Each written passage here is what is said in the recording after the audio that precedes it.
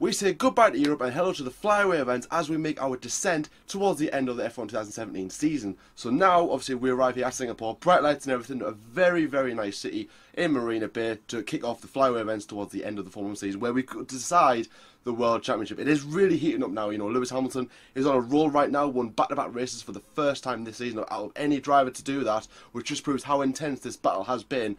But I think the past next races is going to be key between these two battling world champions for the 2017 title. Now, obviously, as always, for the Singapore for any GP preview show, we give our predictions, our top three. Obviously, if you want to predict your top 5, top 10, top 20, do whatever you want in the comment section below. But we're going to give our top three, and let's see how we get on. I think in the last GP preview show for Italy, I think I got my top three right. I think I said Hamilton, Bottas, and Sebastian Vettel. So hopefully, let's see if I make 2 out of 2 for Singapore. So I'm going to go from third to first. Now, I would probably say your average Joe predictions. However, I would say with a little bit of a twist. So in P3, I've gone with Kimi Räikkönen. Now, strong showing from Räikkönen, I would say this weekend. I'm expecting this from both Ferraris. I'm kind of giving away my predictions there because it's not really a circuit that requires high speed. It's all obviously about the cornering. It's like Monaco at night. That's what obviously Singapore is referred to, Monaco at night. So Ferrari is going to be strong here. They were strong at Monaco just a couple of rounds ago, and obviously when it comes to street circuits, Ferrari seem to come alive when it comes to setting up the car for cornering speed. Obviously Belgium and Monza, it didn't really suit the Ferrari car. That's why the Mercedes dominated, and I think Ferrari is going to have a really strong weekend. So I think P3. Kimi Räikkönen, he is going to have a strong race. He is going to do very well here. Obviously, now he is officially signed for next season, so I think his mind is going to be right. Let's relax now. We don't have to ask any questions. Let's just get down to the race and just prove how good of a driver I really am to actually, to belong here at Ferrari.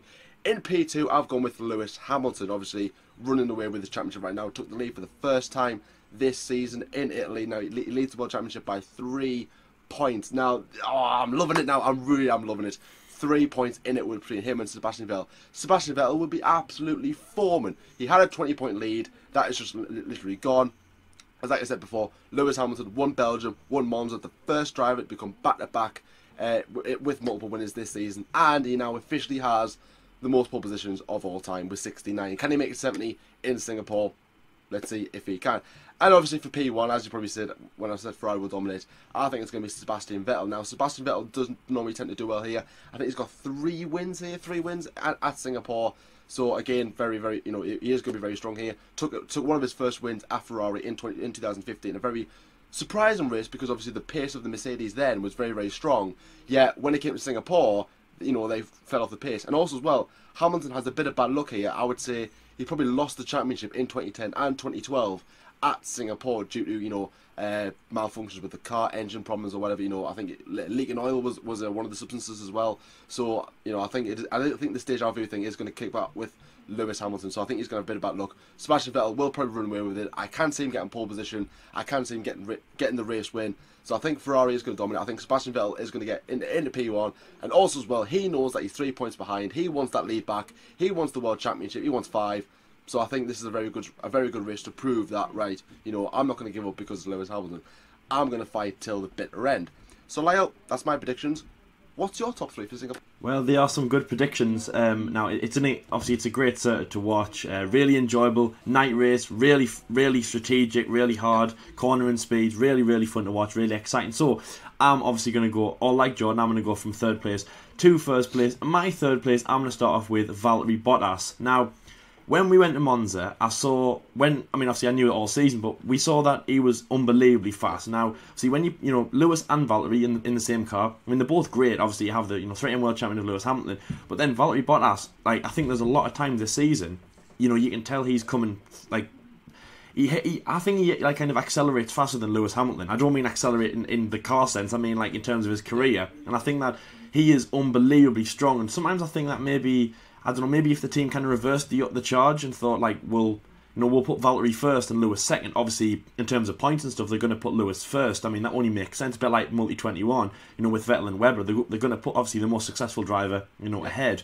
But if they did that, I think that Valtteri would exceed, I'm not saying more than Lewis, but in terms of where Lewis was, obviously, in his career, where Valtteri is, obviously, 4 seasons in or something like that, I think he's going to be really, really strong. So, Valtteri Bottas in a strong third place. Obviously, Monza was really strong from him. You thought, Lewis was lightning fast, and again, the team wanted him to win, but maybe Valtteri could pull some out of the bag there. So, let's say third place, Valtteri Bottas. Now, second place, I am going to go for a bit of a hunch. And because it's a cornering circuit, because it's like Baku, and obviously because this man he's had a great season, I'm going to say second place is Daniel Ricciardo. Now, I mean, obviously Baku was great for him. He took so much emotion and kind of, determination to go forward, obviously, in the next race in Austria, and, keep achieving what he has done. And basically, I mean, I think that turned the season around. Obviously, he had podiums left, right and centre, and of course, his one and only win will make him feel good. But Baku was great for Daniel. You felt the emotion, you felt how amazing he felt. Obviously, it was great for Formula 1. He'd won, and it wasn't a Mercedes or a Ferrari. And, to put the cherry on the cake, obviously, Lance Stroll, the youngest guy on the podium, joined alongside him. So I think that Daniel Ricciardo will come in a good second place. He could even, contest first position. Now, obviously, first position, who's it going to go to? Is it going to go to Sebastian Vettel, or is it going to go to Lewis Hamilton? I mean, yeah, it's going to be one of those two. I'm not going to take it away. And in this sense, I'm going to say that it's going to be Sebastian Vettel. Now, Lewis Hamilton, obviously, very, very strong. And I know that there's one Mercedes on the podium, and that isn't Lewis Hamilton. That's the reason that I've just said before about Valtteri Bottas being unbelievably strong. Now, I think Lewis will have a good race. Again, I probably think that he'll get pole position and go make it 70, because, I mean, once you're on the charge, once you know that you're the top, he is the big cheese. Now, obviously, he's overtaken Michael Schumacher, and, he is the big cheese in terms of quality. In terms of quality positions, I think he will make it 70. In terms of the race, I'm not saying what will happen, but that's my predictions. I think that obviously Vettel will have a fantastic race. He has done really well before. Obviously, he did some great races with Red Bull as well. 2012 was one of my favourites by him. 2015, fantastic as well. Obviously, his third win with Ferrari. Obviously, last win in that 2015 season. I think he'll have a great race. Ricciardo will have a great race. He'll absolutely love that. Obviously, podium, I think it's number 7, so he'll absolutely love that. Give him more points, give him more, determination to do well in the remaining races. And, for example, like Malaysia is obviously the next round after Singapore. Remember, Red Bull 1-2 there. They loved that. No, wasn't it? Yes, it was, sorry, Red Bull 1-2, yeah, sorry. He'll love that. And then, I think it'll be a great race from this, but I'm not saying Lewis will have a bad race, but that's my predictions anyway. I'm thinking Vettel will run away with it, but I'm really looking forward to what Ricciardo will do. And then on the flip side, Jordan, Verstappen, obviously he's not on the podium because there's only 3 places, but I'm hoping he can have a good race as well, because, I mean, it was 50% retirement rate in Belgium. He didn't retire in Monza, thankfully, even though he had that punch, and it was like, oh my god, it was like hair pulling out. That was bad. Because that could have happened.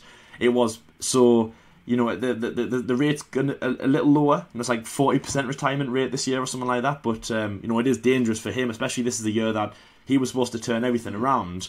But I hope that he can have a good race. I'm hoping 5th place, 6th place, 7th place, but I've got to say one last thing. I know we don't predict the top 10 anymore, but there's one driver who I'm very excited to see, and I guarantee he will get in the top 10. And do you want to hear that? Do you want to know who that is?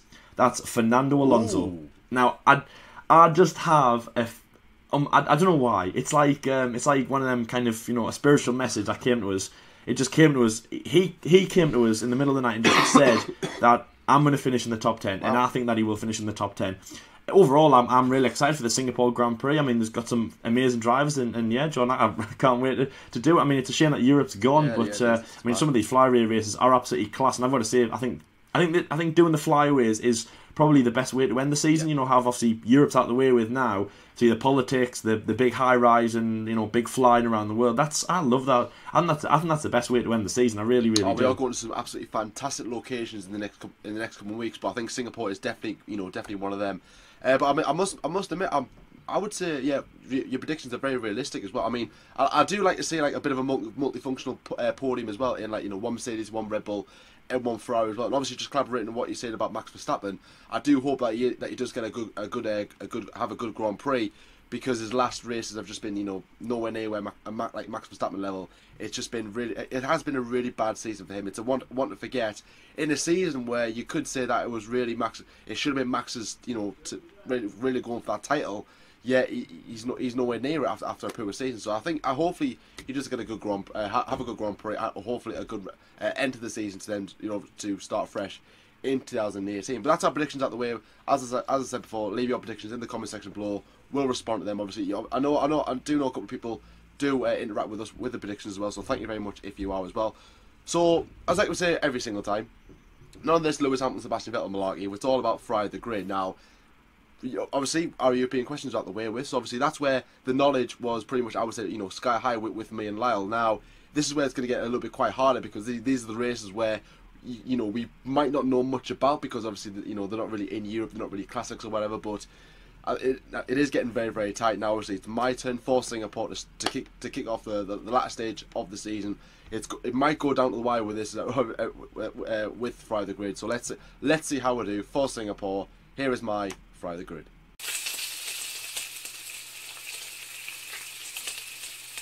Hello, it's Jordan again for the Singapore Grand Prix Friday the Grid. Question 1. When was the first race at Marina Bay? Would have been 2008. Yep, correct. Question 2. Renault did a very controversial crash. It was to let which driver win the race? Fernando Alonso. Correct. Question 3. Who was fired because of the decision? Nelson Piquet Jr.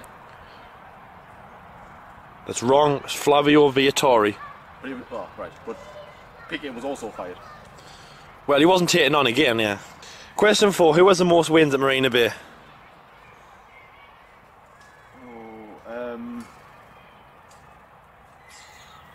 I'd say Sebastian Vettel. Yep, 4 races. Question 5. Marina Bay broke a Formula 1 record when it was hosted. Right. What was that for? The first night race to be held. First night race, correct. Question 6. In 2014, what was removed from the circuit? The chicane. The chicane. What was the name of the chicane? Oh man, I know this name. I used to say it all the time. The triple-handed chicane. There's a certain name for it, isn't there? Is it the name of the chicane you want? Yes, I can't really give you chicane, yeah. Name, please. I don't know. The Singapore Schling. Singapore Schling, that's it. I used to always say it. Who was on the podium in 2016? It would have been. I don't think it's that 2016 race. I'd say Hamilton, Rosberg, and Ricciardo. Correct. So as you saw there, John got 6 points, but I actually missed 2 questions out, okay? Obviously, I was probably very annoyed because we recorded Italy on that day as well. Obviously, we all know how Italy went for me. So, nevertheless, we are obviously going to ask 2 questions to Jordan now. And obviously, he's live on camera, so the pressure's on. So, let's see how he does on Friday the Grid. Questions 8 and 9, I think it was. Okay, so, question 8, John. Are you ready? Question 8. I am, yes. What are there 2 million of on the circuit? Oh dear. 2 million. Wow. 2 million. Oh dear. Oh, there'll be 2 million wires. Don't know. Wires, is that your final answer? Wires, yeah. I don't know. You were close. All right. Now, I'm not going to give you this point, but do you want to have another guess? What's kind of like logical for Singapore? Well, it was something to do with the lights. Power Yes, of the lights. light bulbs. 2 million light bulbs. Yep, exactly. Right. I was thinking lights. Yeah, and your final question. As of 2016, so obviously last year's Grand Prix, the most recent Grand Prix, how many times has the safety car been deployed, like per time, since obviously the inaugurational race in 2008? All right. So like the total amount of time. So like total amount of time. It'd be like two in one Grand Prix and one in the next one. Yeah. Right. I believe the safety car has come out at every single race so far. I believe yes. that. That is very high chance. That's 10. Yep. I would say the number, a little bit of a clue. The number is actually higher than obviously the Grand Prix between 2008 and 2016. So let's say 14. That is a great guess. Well done. Is it 14? Yes, it is 14. Yeah, yes! Fantastic. Yes. That was absolutely fantastic. That's obviously Jordan. 7 points is good. I was thinking you'd get both them right, so I'm pretty happy. But 7 points, you must be very happy. More happy than when you got 6 points, I guess. Exactly. I'm now 1 point happier than what I was about 15, 20 seconds. 1 point happier. That's right. Always be 1 point happier. But yes, that is Friday the Grid over with. Obviously, extending the lead. Extending the lead. So all to play for at Malaysia next time out. But that is for the other episode. So now, obviously, this is part of the episode. Just drop my pen. That's part of the episode where we just basically, again, talk about relatable topics to this particular Grand Prix. Now, there's one topic on everybody's mind that you just can't get rid of right now. It's obviously the Renault saga, or Renault Gate, whatever you want to call it.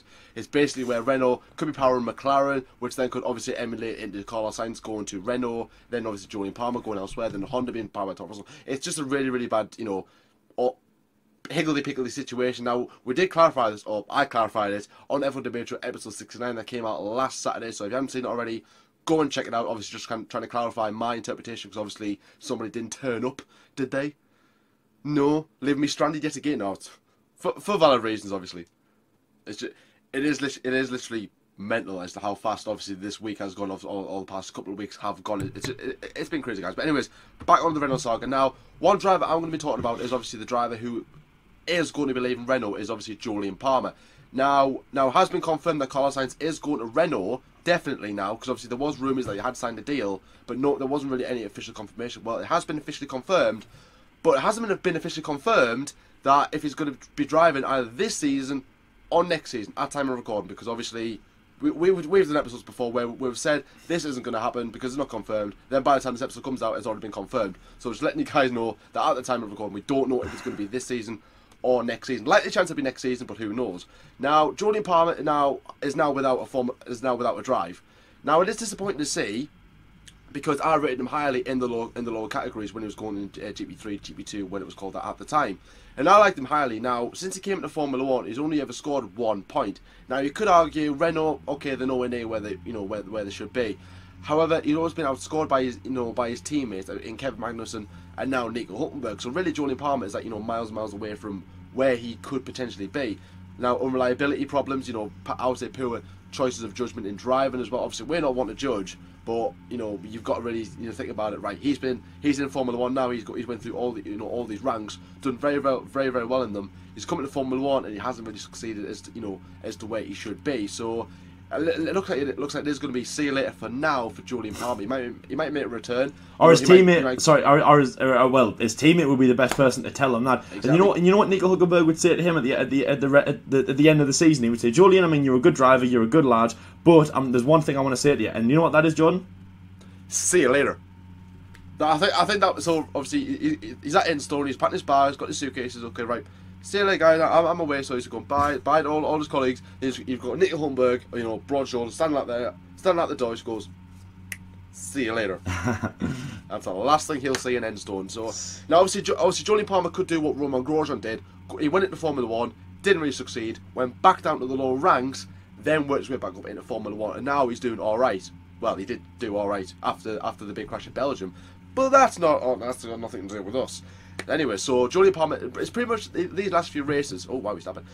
These last few races have got to he's got to prove himself that he can go into another form of sport. Now he probably has the financial backing to do so. Whether he'll go down to Formula 2 again, whether he'll go into touring cars, whether he'll go rallycrossing, go into rallying itself, he might even go to IndyCar. Who knows? Who knows where they might end up? So obviously Julian Palmer, he's now pretty much he's been given his final notice, his eviction notice. Is like, right, you've got a couple of months before to find somewhere else, or you're going to be homeless basically. And obviously that isn't nice to see. It is really heartbreaking to be talking about Julian Palmer possibly not being in Formula 1, because obviously he's British. We like seeing British drivers. He is a good driver. It's just maybe he wasn't ready, possibly, or maybe I don't know. Maybe he just couldn't really hack it at being in Formula 1, which is the dark reality, because you see these drivers come through the ranks of oh, this kid's going to do well, this kid's going to do really, really well. For prime example, Johnny Herbert won everything in the lower ranks of motorsport. He was tipped to be he could have been a very good driver. He came into Formula 1 and he didn't really succeed. Now he's a pundit, which isn't a bad thing, but maybe and also as well, Julian Palmer makes a very good pundit, because when he was in GP2, he used to do little segments in that for Sky Sports F1, and he was really good, I must admit. So he might go into punditry. I really don't know what he might do. So obviously Lyle, Julian Palmer looks like he is going to be on his way out of Enstone, possibly, I don't know where he might go. He might be a reserve driver, he might be going to another team. I really don't know where he might go. So do you think this is like, do you think Julian Palmer has to prove himself to go into another form of motorsport, or do you think he can just jump into another category, or maybe even jump down the ranks to go, you know, and maybe start again, let's say? So what do you think about that? Yeah, I mean, Julian is a name that I want to keep in Formula 1. I mean, the Palmers, you know, obviously Jonathan Palmer, his dad, had been in Formula 1 before, and I know that when Julian was coming through the ranks, obviously Jonathan was very excited about it. You know, when he was at Renault, obviously he was behind the scenes, you know, making sure that everything was great for him. I mean, it's like a family trait, really, you know. So I think he needs to stay in Formula 1. He needs to find some kind of motorsport. Now, there is options. It might not be racing. So obviously, as John said, it might be a pundit. It might be working with the team. And to be honest, I think as soon as, you know, the kind of like the idea that Julian might be leaving came about, I think I maybe thought about that he might be working behind the scenes, maybe with Renault, or maybe someone else, maybe a British team. He might go to McLaren, he might go to Williams. You know, he might work in that, you know, he'll definitely have a job in the motorsport industry, in Formula 1 industry, but I don't know if it'll be as a driver or a pundit or as someone behind the scenes. I mean, I think that would be quite good for him because, you know, I mean, as John said, you know, he works well with, you know, the Formula 1 kind of management, the Formula 1, how it comes across to the public. Being a pundit would be absolutely fantastic because we've seen drivers do that. And obviously, there's no disrespect to any drivers, you know, who are pundits, but obviously, like we've seen, like David Coulthard, Johnny Herbert, Martin Brundle, drivers who they've had a good career in Formula 1, but it hasn't been amazing, and they've gone into commentary. And especially, I would say Johnny Herbert and Martin Brundle, and even you could say DC, but definitely Martin Brundle to stand out because he did the grid walk. I think Martin Brundle's had a much more successful punditry career than a Formula 1 career, and obviously we made a fact file about him a few weeks ago. I think I went about it then, but I think that because obviously, I mean, he was a great driver. You know, don't get us wrong. Obviously, he won Grand Prix before. He did the British Grand Prix, really strong. Obviously, British driver. There's a lot of support behind that. Obviously, with some great teams, but he was obviously the grid walk and stuff like that. He's really changed punditry. So just taking away from Martin Brundle for a minute, I'm just saying, you know, Julian Palmer, as John said, you know, being a pundit would be fantastic, and it might actually help his career in the future because people will be like, well, yeah, he's fantastic. He went through Formula 2, he went through the lower ranks, he was in Formula 1 for, you know, about, you know, a good 2 seasons, really strong. Didn't have the car. He wasn't the best driver, but he was a good driver. You know, kind of like a middle of the road, maybe like a Martin Brundle or someone like that. And then obviously he's gone off and worked for Sky Sports F1, Channel 4, maybe even like with Formula 2 or GP3 or, you know, just any kind of Formula 1 commentating. Maybe even in another country. I hear the Americans don't know much about Formula 1. Maybe he'd go over there and help them. But you know, I think that would really help his career. But yeah, of course, Jordan, he's a British driver. And I mean, if he leaves, it's only going to be one British driver left on the grid. I mean, I know he's one of the best, you know, a legend, and obviously the one who's at the top at the moment, Lewis Hamilton. But you need some more in the lower ranks. You know, British Formula 1 is kind of very much British, if that makes sense. You know what I mean? So we need British drivers in the sport. And when I say in the sport, I mean driving in the sport. I love the teams, I love everyone's around it. Everyone is very much British, but as I say, the drivers, we need to really pick up the act and get a lot more in. Obviously, in the early days, obviously in the early 90s and things like that, we would have like 7, 8, and there was like max 8 drivers, let's say, from Britain, you know, at any one season in Formula 1, which was absolutely fantastic to have. But as I said in the early part, I think that Julian will stay around in Formula 1 in some kind of role, which would be absolutely fantastic for him. And just seeing the Palmer name again stay in Formula 1 would be really good, because at the end of the day, he's a great guy. It's a great guy to say, like you saw driving, and he was never he wasn't a bad driver at all. But you know, we are rating him very highly. But obviously, people like Robert Kubica, people like Carlos Sainz are waiting in the wings. They're obviously going to come through and take that seat one day. Anyway, so the next thing that I'm going to talk about is Red Bull Racing. Now, they have been a very loose cannon. You can't, they're like a hot potato. You can't hold on to them. You can't predict what's going to happen to them. You know, 1 minute they're going to be at the top, 1 minute they're going to be there, down there, and obviously sometimes, well, about 6 times, one of the drivers has been at the top, one of the drivers has been at the bottom, and it hasn't really reversed. Obviously, the one at the bottom has been Max Verstappen, but their luck has kind of, as I say, just you can't predict what Red Bull are going to do next. Now, as I started in the first part, obviously, as I said, Max Verstappen, this was going to be his year, but only 68 points. Obviously, the first driver who hasn't hit triple points yet in the World Championship, if that makes sense. Obviously, Kimi Raikkonen is in 5th place with 138 points. That is not good from Max Verstappen. He is the lowest of like the big contenders, and when I say big contenders, I mean like the 2 Mercedes, 2 Ferraris, and the 2 Red Bulls, because they are a big team. They're not doing a McLaren Honda yet and slipping down from a good team to a ridiculous team. So they are doing really the climb, and obviously, and also in the constructor standards they are 3rd place, obviously about 100 points, 150 points behind Ferrari, but they're still doing quite well. And obviously a 3rd place will be good. That's almost like a get out of there. You know, like when you're watching football and you know your team's like it's kind of suffering, but you don't think they're going to lose. It's just like, you know, I'll take a draw, I'll take a point, and let's just get out of there. It's like that with Red Bull, and I think this season, I think so far they might be looking at it like that. Obviously, I don't like to think about it like that because they've got a few races left. They've got 6 races left. They can achieve quite a lot. Last year they had some great results around this time. Obviously, Singapore. I've got Ricciardo to finish in 2nd place. I think it'll be a good, strong finish from him. Obviously, also Red Bull as well, doing very well. They've had multiple wins here with Sebastian Vettel. They've also looked really strong when he hasn't been on top as well. I think every single year, I'd say, since 2009, Red Bull have looked really, really strong around here. So that'll be good for them. Verstappen really needs to pull it out of the bag, but I don't mean him as a driver because he is very strong, very good. It's the team. It's just luck. It's really annoying because you can't really blame the whole team because obviously Red Bull are doing really, really well, and you know, Ricciardo's at the top, and obviously when he's achieving, so you can't really say that that's the team's fault, if that makes sense. It's just the luck, you know, that's playing into it. So they really need to pull something more out of the bag. But on Ricciardo's side, on the flip side, I mean, that is really strong from him. He's in 4th place. He's not in the kind of the podium positions of the World Championship, but I think that he will have some great positions. He's had, I think, his 6 podiums so far this season, obviously including that win as well in Baku. As I said at the start, Baku is very much like Singapore. To be honest, it's like Baku in the dark. I mean, and people kind of call it Monaco in the dark, and that's true. But maybe if you do want to class it as having that kind of, you know, like presence as Monaco, you could say Baku in the dark if you like, you know, if you want to simplify it. But Baku in the dark is fine for him because he got his first victory of 2017, his only victory of 2017 in Baku in that place. And on the flip side, maybe we can see Lance Stroll on the podium for that.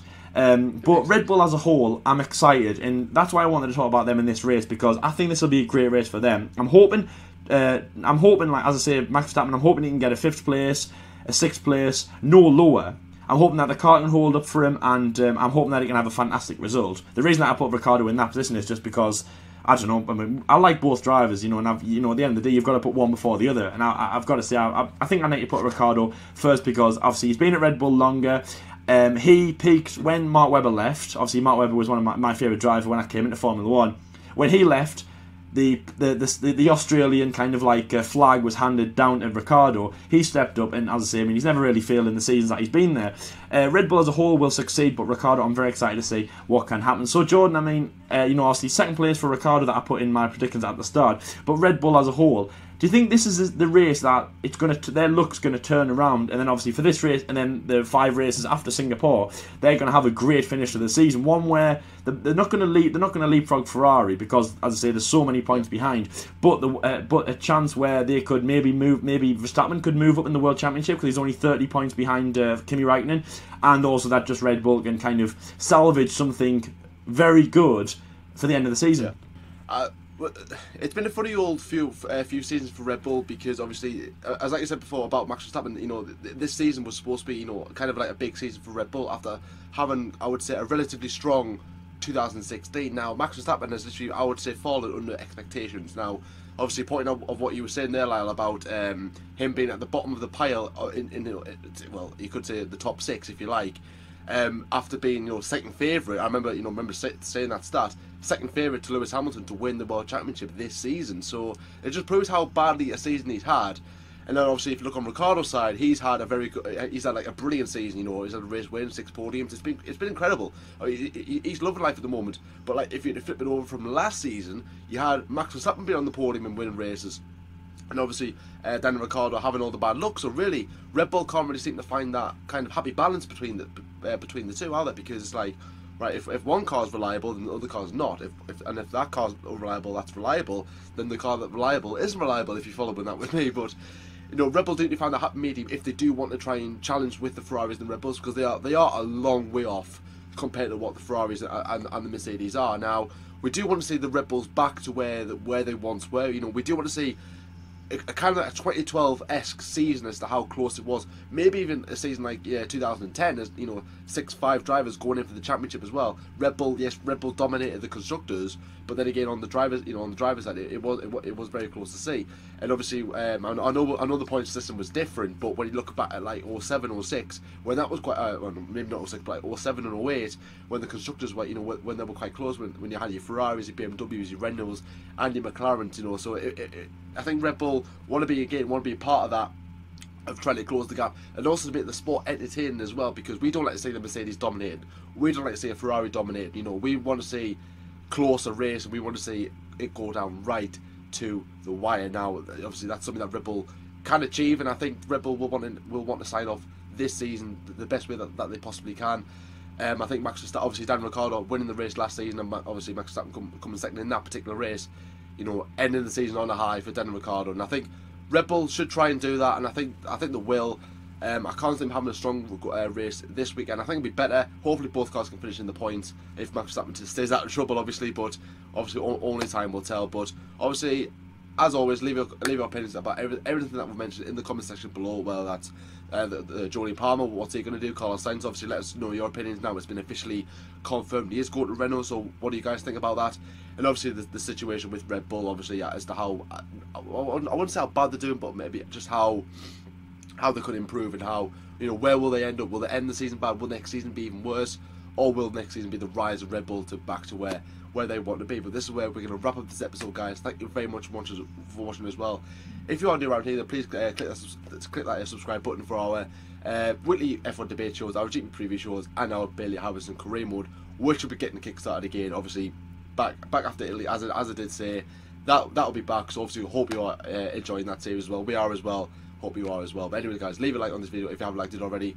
Thank you very much for watching. I will see you next time. See you later, guys.